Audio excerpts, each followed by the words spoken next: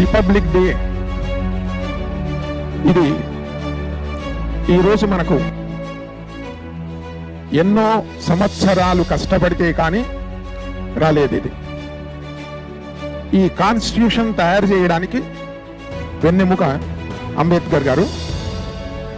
Nearly 3 years ఈ rules form చేయడానికి కష్టపడ్డారు వాళ్ళు.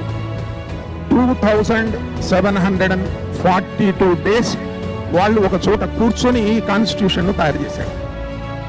కాబట్టి ఈ భారతదేశం గవర్నమెంటు ఇందులో ఉన్నటువంటి రాష్ట్రాలకు రూల్స్ అండ్ రెగ్యులేషన్స్ తయారు చేసి ఎక్కడ ఏ సమస్య రాకుండా పరిపాలించడానికి ఏర్పాటు చేయబడినటువంటి రోజు ఇది. దేశాలు ఎన్ని ఉన్నప్పటికీ అన్ని దేశాలు మతాల మార్పిడి జరిగింది. కానీ ఒక్క భారతదేశమే ఎందరు పరిపాలించినప్పటికీ కూడా మన హిందుత్వం మాత్రం మారలేదు.